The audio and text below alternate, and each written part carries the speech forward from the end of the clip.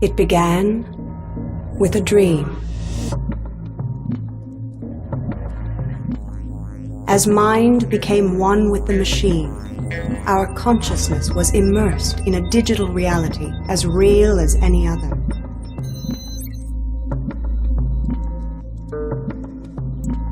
We struggled to keep spirit alive, but, saturated by media, we lost our ability to dream and longed for escape from the ravaged earth.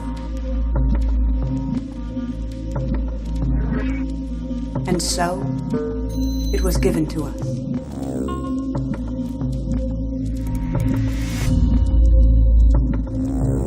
A portal into a world of designer dreams, crafted for our escape. All who could afford the delights of the virtual fulfilled their desires in a realm of endless possibilities. A new breed of performer was born, whose dreams would be the opiate for the masses. The following podcast contains some adult language and content. Proceed with caution. Hi, my name is Randy. I'd like to welcome you, and especially you to the podcast today, my 20th podcast. That deserves some fanfare and celebration, don't you think?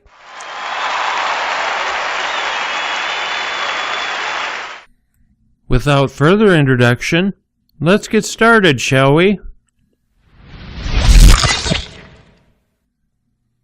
If you'd like to hear the worst audio for a shopping mall that I've ever heard, a commercial that was made for East Hills Shopping Mall, the video is bad, but the audio is worse.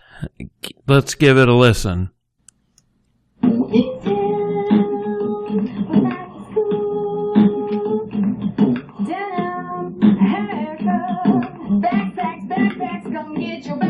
Boots and pants and boots and pants. New shoes. Get yourself an outfit. Denim. Boots and pants and boots and pants. Haircut. New shoes. So get yourself back to school. Haircut. Yes, I bet you'll be humming that for days. Boots and pants and boots and pants. Really terrible. Let's get a little buggy here today and talk about wasps. Talk about your bed bugs. A huge wasp's nest was containing 5,000 insects discovered by a shocked son in his mother's spare room. Thousands of wasps made a huge nest in a bed in Winchester, Hampshire, and an estimated 5,000 wasps chewed through bedding, including a blanket. It was discovered by a man in his mother's spare room she rarely went in. Pest control experts said, "In 45 years, I've never seen anything like it." A son went into the rarely used bedroom in his mother's home and discovered thousands of wasps had made a giant nest in a bed. An estimated 5,000 wasps had created a nest by chewing through bedding, including a blanket and pillow. Pest control expert John Burkett was called to tackle the mound of wasps inside the mattress at the 5-bedroom home in Winchester, Hampshire. And looking at the picture, that is huge. It looks like a huge moon rock with wasps all over it. And he said in 45 years he's never seen anything like it. There must have been 5,000 wasps. It was a job to deal with. I had to put all my protective gear on. At one stage, there must have been 2,000 wasps buzzing around me. If anyone had gone in the room and not known, it would have been pretty serious. He added they must have started making the nests at the start of May. It's amazing that the woman didn't realize she was living with them. We got a call that we normally do, but I thought it was unusual. It was a bedroom. I opened the door and I just couldn't believe it. The pillow was covered in his 3-foot wasp nests, and they were still busy building the nest. I tried to destroy as many as I could with the workers flying around the room. The nest came in half, so the room was completely full of wasps. I was covered in them. The homeowner was terrified. Mr. Burkett, who runs Longwood Services Exterminators, used chemical spray to kill the insects during the 2-hour operation. He said the previous biggest nest he had ever found in a bedroom was about the size of a tennis ball. The woman, who did not want to be named, lives alone in the 5-bedroom house in the St. Cross area town. She had not been in the spare room for several months, and it was only when her son opened the door that the massive nest was discovered. Hornet wasp colonies reach their peak population in late summer and contain 700 large angry insects. Wasp nests are even bigger and can contain up to 10,000 insects. The creatures may mobilize the entire nest to sting in defense of an attack. Around 3 in 100 people suffer severe reactions to a wasp or hornet sting. Last month, the family was forced to flee Porthmore Beach in St. Ives, Cornwall, when an estimated 10,000-strong swarm of bees descended on their small sun tent and amassed inside. Lifeguards cordoned off the area and called in a beekeeper to collect the insects. Elsewhere, a shopper in central London was surrounded by a swarm of around 5,000 bees earlier this summer. The insects descended on a branch of Topshop, which sent the passengers by scrambling for cover. The passers-by. Witnesses said they could hardly see the sky as the colony made a nest in the bustling high street. 3 days later in Cambridge, thousands of insects settled on the figure of Talos in the center of the city. 2 police officers were sent to keep people away, and nearby restaurant closed its doors and windows as a precaution. But looking at these pictures of these wasps, that wasp nest is just huge, tennis ball size. This looks like about 30 tennis balls put together. It's just huge and covers the twin-size bed. But hopefully she's okay, and all the insects were eradicated.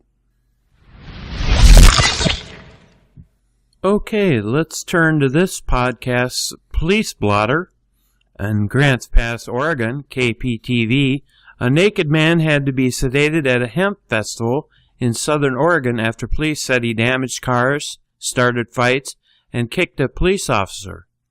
Oregon State troopers responded to the Jefferson State Hemp Expo in Grants Pass at 12:30 a.m. Sunday. The first troopers at the scene were led to a grass field where 4 men were restraining the suspect, who is described as naked, combative, and agitated on the ground. The suspect was identified as 27-year-old Timothy Silks of Grants Pass. According to jail records, Silks is 6'3" and 250 pounds. A witness pointed out one vehicle in the parking lot that had sustained heavy damage. Witnesses say he caused the damage while 2 frightened women were sitting inside the car. Police attempted to take Silks into custody, but investigators said he kneed and kicked a trooper several times. Following a struggle, troopers got him into the back of a patrol car, but police said he continued to kick violently. Medical crews were called to the scene, and they determined that Silks should be sedated so he could be taken by ambulance to Three Rivers Medical Center in Grants Pass for an examination. Troopers followed the ambulance to the hospital, where they were able to positively identify the suspect. Later in the morning, once the hospital was ready to release him, he was arrested and booked in the Josephine County Jail on charges of menacing, criminal mischief, and assaulting a public safety officer and resisting arrest. The Jefferson County Expo website said the annual event is a 3-day music festival and educational hemp exposition featuring camping, artists, and guest speakers. Looking at this guy's mugshot, if you want the human equivalent of Bigfoot, you got it right here. Man, he's got the hair, got the big hair, and full beard. But it looks like he's seen his better days looking at his booking photo. This next story is an odd one. New technology leads police to a missing Canadian man living in Tahlequah. Let's pop this story up here. Tahlequah, Oklahoma. A cold case arises from the ashes after a man thought to be dead is found alive and well. Ronald Stan disappeared in Canada 37 years ago. His wife and kids thought he died in a fire, but he recently resurfaced near Tahlequah with a new name and new wife. It's the biggest news story in Canada, and it's all unfolded in eastern Oklahoma. Ronald Stan, who in 1977 was a 32-year-old married father of two, disappeared after a barn fire near London, Ontario. I remember this one quite well because we dug through dead pigs and so on with our boots on and done our very best to find human remains, retired Canadian firefighter Jim Walsh told CTV News in Canada. There was never a trace of Stan. So nearly a decade later he was declared dead. But when an Ontario police audit pulled up Stan's file this summer, the case that had been closed was about to catch fire. Through new technology, police said they tracked down the 69-year-old Stan just outside Tahlequah, living as Jeff Walton. His Facebook page says he's retired and married with children and grandchildren. Walton's only neighbors, Gary Halborough and Billy Quick, said they had no idea the man next door was keeping such a secret. Yeah, you could hide down here, Gary Halborough said. Quiet. We don't get much traffic, and that's why I'm here. Dead-end street. He seemed to be all right, a good old boy, but who knows, Billy Quick said. I've known him for a while, but I don't guess I know him, the other neighbor said. No one seems to know why Walton or Stan left his family and life back in Canada, but one thing's for sure, it's a story that he's not interested in sharing. Canadian police said Walton will not face any charges. According to an Ontario paper, Walton's American son told a reporter he didn't know anything about his father's past life until this month, and neither did Walton's current wife. According to court records, she filed for divorce in Cherokee County a few weeks ago, apparently after learning the details of his disappearance. Stan's first wife, Deborah Proctor, released a statement saying, "We are truly saddened from this unimaginable deceit and betrayal." On August 1st, Deborah Proctor received a phone call at work from OPP that her husband of 14 and a half years, who had been in our lives for 16 and a half years, was instead a missing person from Ontario since 1977. The officer provided facts, details, and other information which left no doubt that Jeff Walton was really Ronald Stan. As of last week, Stan now resides in New Orleans with his son.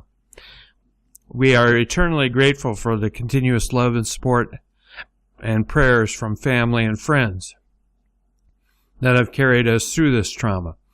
Please respect our privacy. Man, could you imagine the conversations that those two women are having with their girlfriends about this guy? What would make you do that?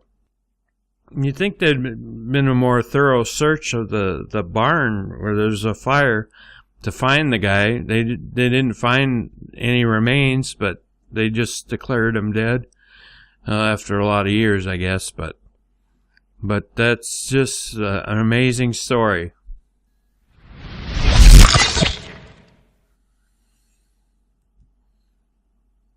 I'm your podcast host, and I'm feeling super moist today.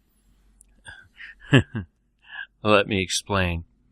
Let me pop up this story here that came to me in a Facebook post that the word moist is probably the most hated word in the English language, period.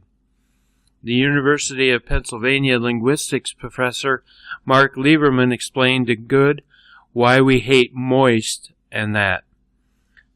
Word aversion is different from word rage, which is where people get angry at jargon or slang associated with a despised group, or upset because a word or phrase is felt to be incorrectly used, or annoyed at language that they perceive as redundant, or overly complicated, or pretentious, or a cliché, or trendy, or politically incorrect.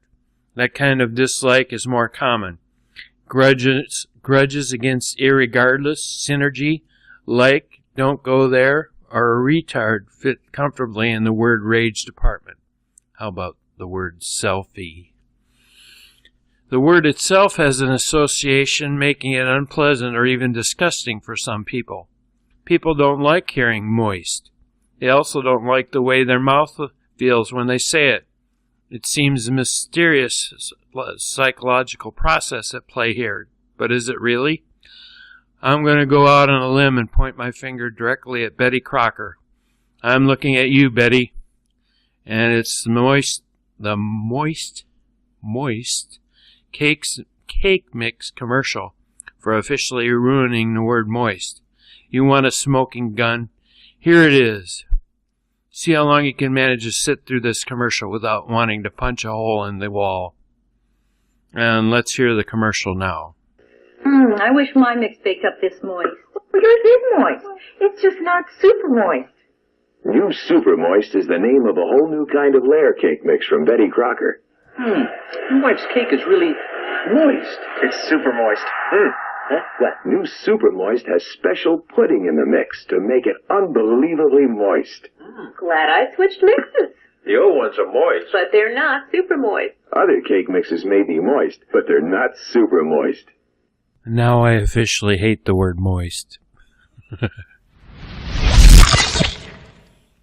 I was reading today on the website Vice that there are two different news stories, and they want you to vote on which is the biggest crybaby of the week. Two different news stories. Let me pop them up here. The first one is a babysitter, Martha Dreher, allegedly. The incident is the woman didn't like the kids she was babysitting. The appropriate response probably would be quitting. The actual response was she allegedly set their house on fire. Earlier this week, the Williams family of Austin, Texas, returned to their family home to find that there had been a fire in the bedrooms of their two daughters. The fires had been contained and eventually burned out, but not before causing thousands of dollars worth of damage. According to police, when the family checked the security cameras, they saw their babysitter, 57-year-old Martha Dreher, drive up to the house and let herself in. When she left 20 minutes later, there were allegedly flames visible in the girls' bedroom windows. According to Glenn Williams, the father of the family, Martha had previously told him that she was unhappy with her job and wanted to quit. She said it was horrible, that the girls, my oldest, had been very disrespectful, he said. He believes the fire was started as an act of revenge. They could have set the whole house on fire. And they actually closed the doors so the fire was maintained in those rooms and burned itself out. So it was definitely a vendetta against the two girls, he said. Martha was arrested and charged with arson. She maintains that she didn't start the fire. But Martha's attorney said the thing that we are going to be pushing for, in addition to obviously a lie detector test and everything else that we can do to prove her innocence, is evidence. And this is story number 2, crybaby number 2, about the UK legal system, facts, and Universal Pictures. The incident was a guy was allegedly caught illegally sharing the Fast and Furious movie, illegally videotaping it, and the appropriate response, some kind of fine, I guess, but he was videotaping it in the back of a movie theater, and he was sent to prison for 33 months. Earlier this year, a 25-year-old Philip Danks from Wolverhampton, England, filmed Fast and Furious 6 from the back of the movie theater near his home.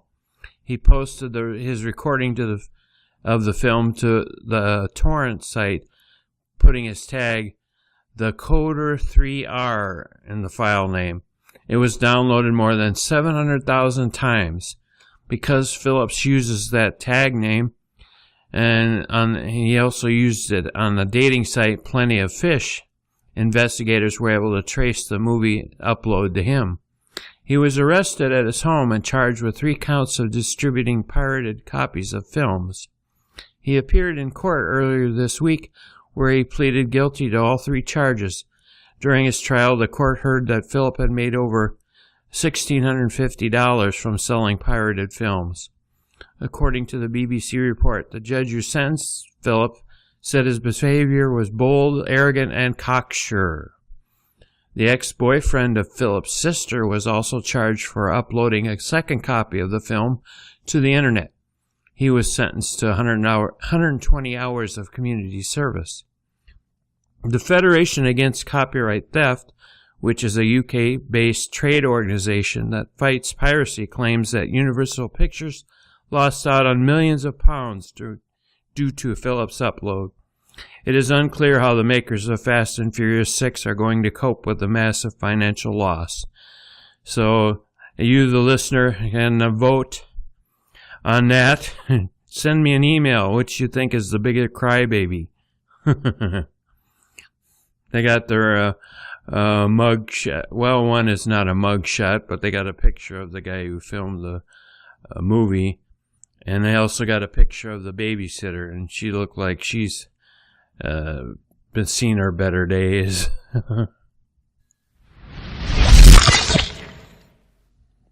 This next item is also from Vice. It is an article by Meg Mankins. It also looks like kind of a blog post, actually. But the title of it is Stress Makes Me Horny. Now let's see if I can give this erotic reading justice. 10 minutes remaining. The teacher cautions from between the pages of People magazine. I have 4 test pages to go, and I'm stressed out. My heart begins to pound.